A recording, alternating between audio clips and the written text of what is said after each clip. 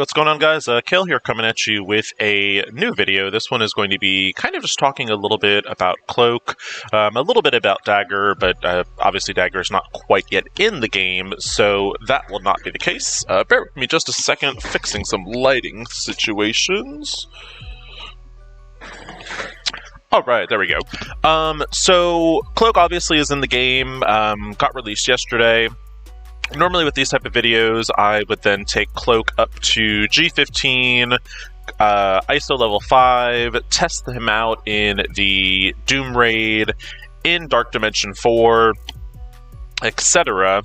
However, with Cloak and Dagger, Cloak in particular, he shares a unique with Deathpool, Doom, and I think Kitty, which Kitty doesn't matter as much, but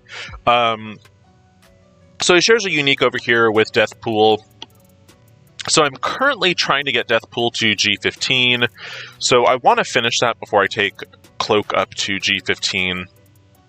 Definitely as a character, I think he's worth going to G15, however, just Deathpool I think is a higher priority for myself right now. But looking at him, I did pretty well with Red Star pulls. A lot of his kit is, essentially what they call kit-based, not as much a heavy stats character. So Red Stars, while they're always important on characters, not super important as far as his damage output, if that makes sense. So, like when you're looking at here, he steals 5% health from most injured enemy. That has nothing to do with Cloak himself, it has to do with his enemy opponent and their health. And then if Dagger's there, he is always going to steal this 5%. In raids, when an enemy gets offense down, he's going to reduce the speed bar of that enemy by 15%. So again, this is not like a stat-based effect, it's just a flat rate. He's also going to gain 20% focus, and then if Dagger is an ally, he's going to gain an additional 30% focus, and this is really just going to help him land those debuffs. So again, not stat-based. This is what we would again call a kit-based character. He's also going to gain 50% damage, which obviously the higher red stars, the more damage he does, but that 15% flat rate is just going to happen. So again, that doesn't depend on red stars. And then while this character also has offense up, he's going to gain an additional 10% dodge chance. This is obviously if it is T4'd. So looking at that, again, very kit-based passive. Looking at his ultimate here, he's going to attack all enemies for 230. He's going to apply 3 random negative effects. He's going to apply 1 vulnerable up to a maximum of 5. And then if Dagger's here, he also does 300% piercing damage, and he applies 1 offense down. And then, so basically, if you T4 this just increases his damage as well as that piercing. So again, this isn't as stat dependent. Looking at his special here, again, kind of a similar thing. He's going to clear all the positive effects. He's going to do 200% damage. He's going to apply slow, defense down, offense down, and then he's also going to gain that assist from 1 random dagger. So, again, it's not as red star dependent. And then we look at his basic here. He's going to always apply assist from a random dagger ally. He's going to attack the primary target for 240 and apply defense down. Or offense down, I'm sorry. So kind of looking at him real quick, the easiest thing, kind of looking at him T4 wise, basically all his T4s are worth it with the exception of his basic. That's kind of more just like a nice to have. It's just boosted damage. Those type of T4s aren't as important in my opinion. Bear with me just one more second, y'all. Alright, so, looking at that, red stars, if you do have kind of an abundance of them, I definitely think, just from kind of what I've been looking at a little bit, Dagger is definitely kind of more, I would say, kit-based, stat-based, and why I say that, she's going to apply those regenerations. Regenerations are going to depend on her max health. And then just overall, it seems like she's going to be kind of doing more damage versus Cloak. And, when a character is doing damage or they're healing, so like her special does a big heal, that's going to be dependent on her stats. You basically want her to have more damage, more health, and, her heals are going to be bigger the higher her health is. Her damage is obviously going to be bigger the more her damage is. So she's definitely looking more like the stat-based of the pair. So with that being said, 4 red stars for Cloak was more than enough for me. Dagger, hopefully, 5 stars would be kind of a nice stopping point if I'm able to pull that. So with that being said, if you kind of look over here, I did not spend a lot of red star orbs on Cloak. I want to say I maybe had like 35, and as soon as I got that 4 red on Cloak, I was like, all right, you know what, that's enough. We're going to save the rest for Dagger. And like on Dracarys, I got super lucky, and I opened 1 Elite 5, and I actually got a 5 red Cloak, which is more than I actually needed on him. So, Dracarys still has all his red star orbs. And, we'll have that for Dagger.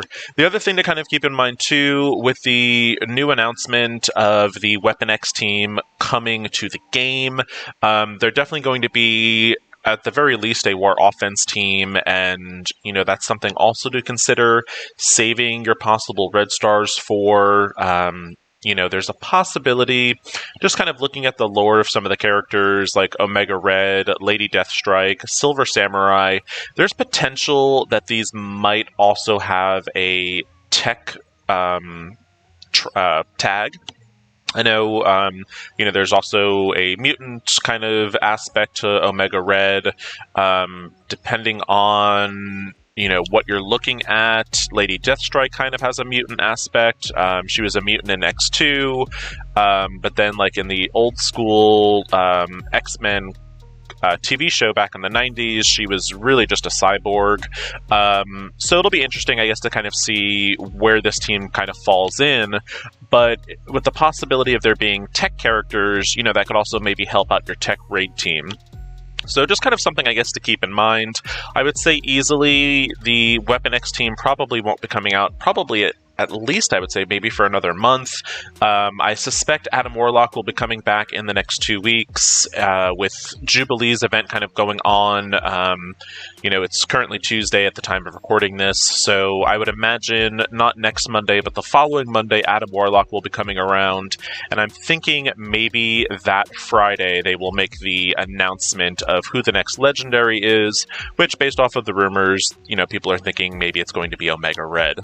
But anyway, that's enough kind of speculation about that. I wanted to kind of go in, like I said, I'm not able to take Cloak into the Doom Raids at the moment, and that was the plan initially.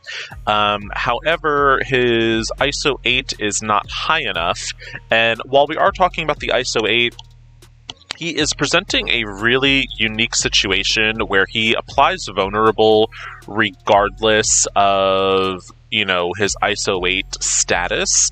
With his ultimate over here, you're getting a vulnerable, and I think it's just the ultimate. But it's a really unique thing.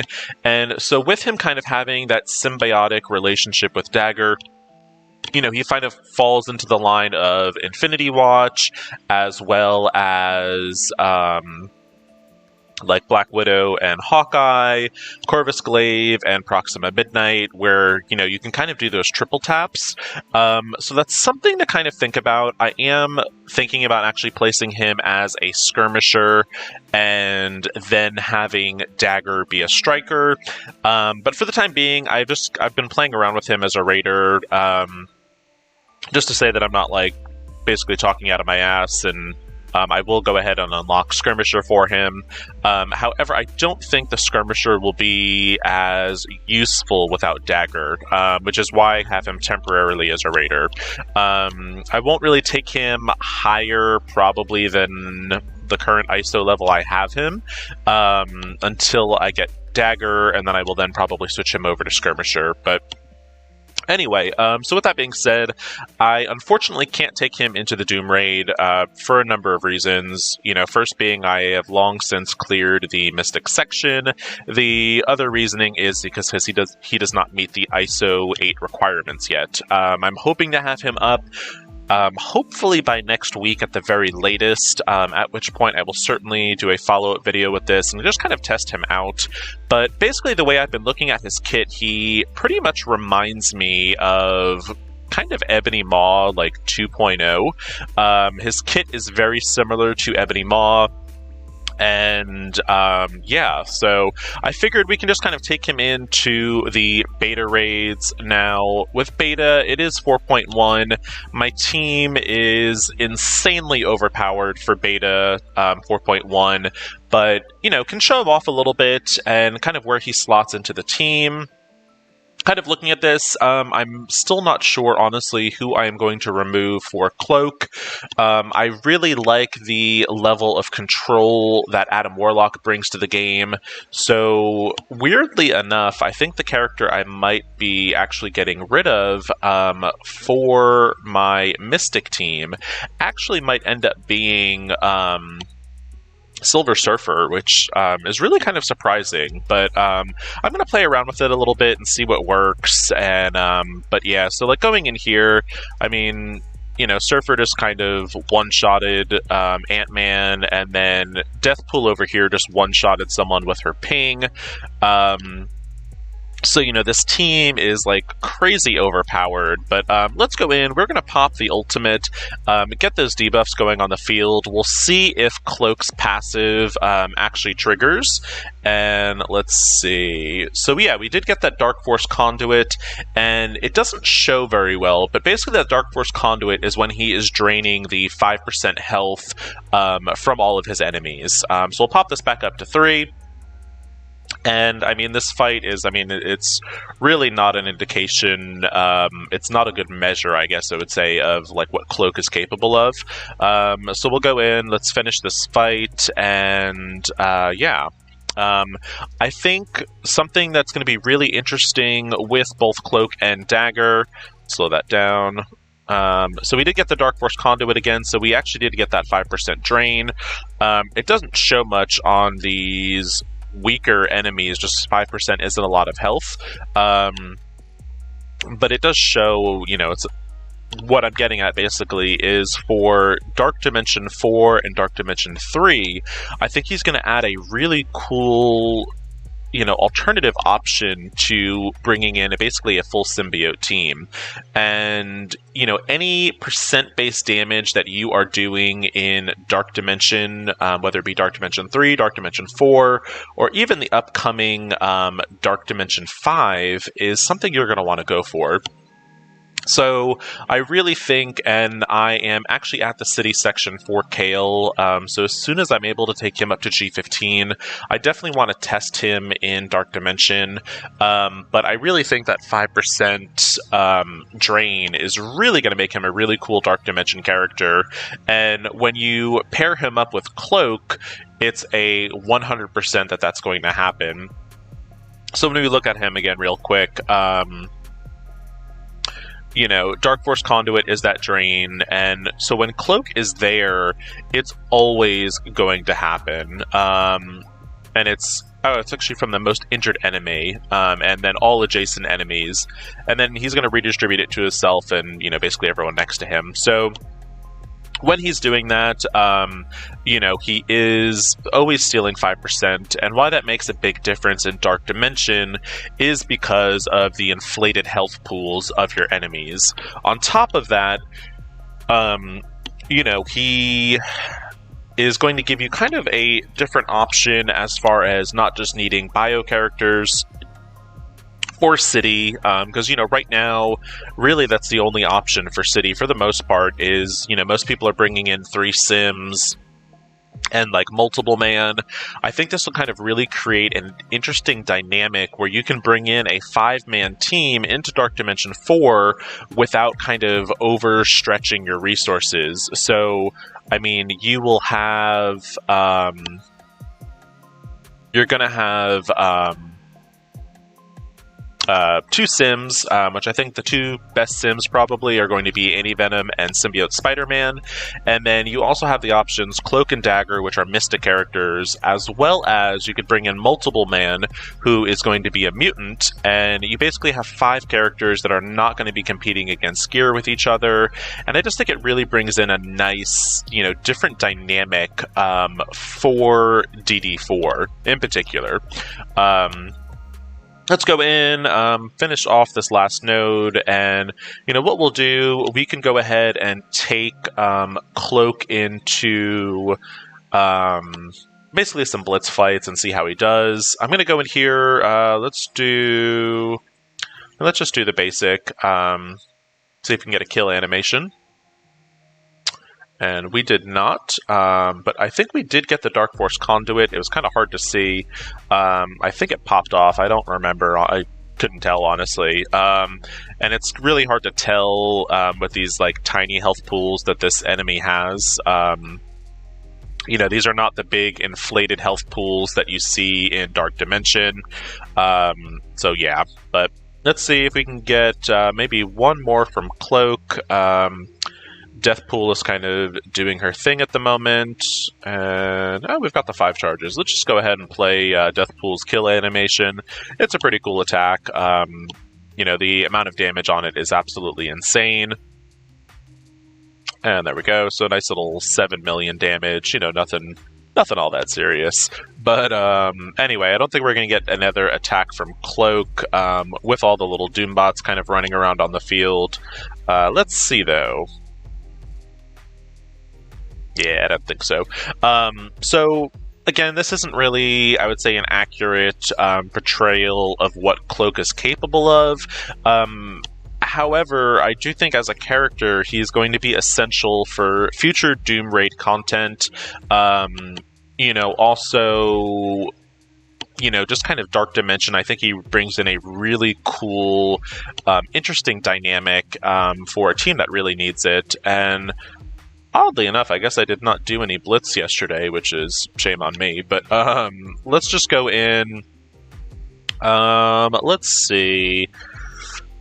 So right now, I think I have Deathpool with my hand characters. So here we go.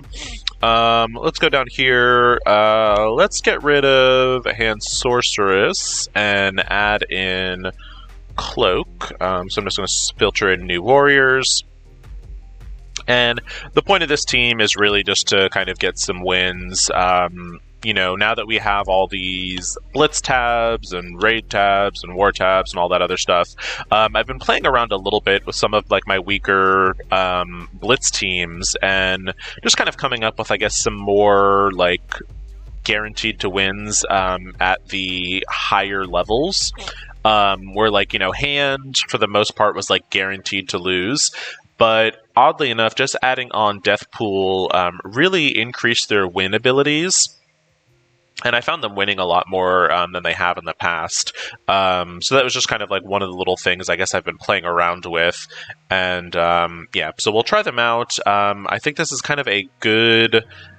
A little bit more of a better indication of how this character works with Deathpool and obviously with Cloak, but the rest of this team is basically useless, and so what I want to do real fast, I do want to go in and kind of get it up to a higher level, because tier 1 the fights are super easy. So what we're going to go in, we're going to just real quick, I'm going to go off camera, get a couple wins in, and then I will be back in just a minute. Alright, y'all, so I went and gotten up to tier 8, so actually 8.2 at the moment. So let's go on down to this team and see how they do at 8.2. And we might even actually be able to get them up to 8.3. Alright, there they are. Boom, let's get that. We will take them off of Sim, because we obviously do not want to miss the fight. And let's see. Let's go up against the Avengers, or, Wave 1, see how they do there. Definitely think that's kind of like a cool team to take them up against, and we'll see how they do against Wave 1. We'll do a couple fights, and I'll give some final thoughts, I guess, on Cloak, and we'll call this video a day. Definitely, you know, even regardless of how they do, I guess, in Blitz, this team is definitely more geared towards being a raid team with elements of Dark Dimension potential, basically. So let's go in. We will basically build up some charges with Deathpool over here. Now, honestly, the hand aspect of the team, I don't expect them to do very much. They're really basically just here to fill the space. So we're going in here with the ultimate, and let's see. So you did see he just healed right there. So that was a component of the Dark Force Conduit, and I couldn't tell who he healed from. So it's kind of hard to tell, like, you know, which character got hit with that, and then how many adjacent target characters it affected. But it looked like it procced, from what I was looking, it looked like it procced 3 times. So to me, that says it most likely landed somewhere in the middle, and, you know, that's why it healed as it did. Again, let's take it off of 3x. We will go in. Let's go in with the special, so this should clear all the positive effects from Captain America. I mean, it'll probably kill him, let's be real. And yeah, so boom, we'll go in there. Just a really kind of cool animation, kind of swallowing him up in the cloak. That did kill him. You saw right there, he did get another set of heals, and he actually redistributes that health to, I think it's only the New Warrior allies, so basically only himself and Deathpool in this case. But yeah, so keep the fight going. You know, obviously, like I said here, the hand characters are really, you know, they're not doing anything, but we didn't expect them to. So this is really just kind of a way to test out Cloak. And, you know, one of the interesting things about Deathpool in particular, let's see if that procs. It did, so we've got the heal. So you see there, it double healed. And so basically you got the heal from Iron Man, and because Hawkeye is next to Iron Man, you also got that heal there. So it does look like that mechanic is at least working as it is intended, and also as it's written. So it is, again, a 50% chance for it to proc with Deathpool, or I'm sorry, with Cloak. Those are not right words. Let's try that for a third time. With Dagger, that passive is always going to proc. So they did pretty good there. Wave 1, certainly by no means like a super meta team anymore. However, like I said, I can guarantee if I would have went in that with just a full hand team, I would have lost. You know, my hand team is really not built up at all. And they did pretty good. So let's see. I honestly don't know how they'll do against like a 4.3 Black Order. Let's just go in and see. I'm honestly not expecting much. This team isn't built to be like a Black Order counter, and it is missing another key component of the team.